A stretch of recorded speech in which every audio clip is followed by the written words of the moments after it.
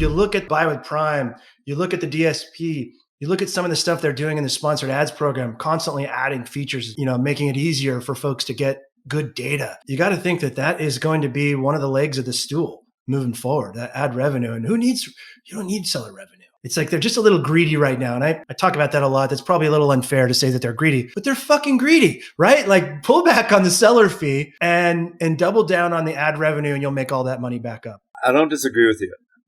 I think that like the ultimate way I feel about it, and I agree with you that they're being a little greedy right now. Like if I look at my, if I were to draw a trend line over 10 years, what I would call my, Amazon channel operating profit margin, it's gone from, in the 30s healthily for years and years. It was dependable as the weather, right? Like, 30% COGS, 30% seller fees and everything else. And then, I get 30% back and that helps me grow the business. I fight like hell right now to keep it around 15. And that's just, that's fulfillment costs going up. That's, inbound shipping, outbound shipping. That's, it's everything, right? It all adds up. But, trying to run a sizable business at a 15%, it's this, that, it's everything. And I think at some point, that's going to impact pricing. If Amazon could basically turn on a lever and say, I can get 10 to 15% lower prices on every product that's a third-party seller by just removing the seller fee, I don't think Amazon is as sharp on prices as they used to be. And I think this is one reason why,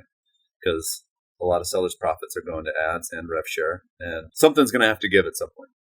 That's the other side of the coin, right? Sellers will either spend more on ads, or you're right, you're absolutely right. It'll lower retail prices on Amazon. And then they won't have to buy box suppress you anymore, right? Which is a really exactly. And that's just sort of an artificial market lever that they're pulling right now because of their market power. They won't have to do that. Just get rid of the seller fee. I'm with you, brother.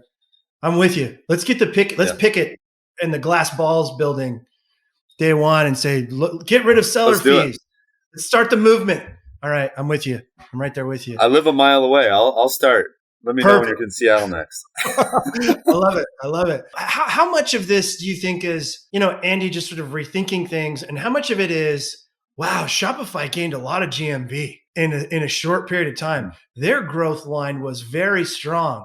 Do you think they're paying attention to Shopify? Or the other side of this coin here is, are they just so dominant in e-commerce that the only way for them to maintain those big growth numbers is to go beyond the marketplace? Absolutely. I think they're paying attention to Shopify. To me, it's a bit of a recognition of like TikTok and Instagram and the world of influencers, and, how much commerce and traffic is driven in this like entirely separate from e-commerce world. And, they're never going to play in that, trying to get an influencer to make an Amazon listing for their lip gloss or their, whatever their merch, t-shirts are and things like that.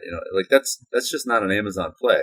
But if you could get, easy traffic off Amazon, direct that to your site, check out, like that's a thing that an influencer type person who's trying to, generate a bunch of traffic to a site is going to love.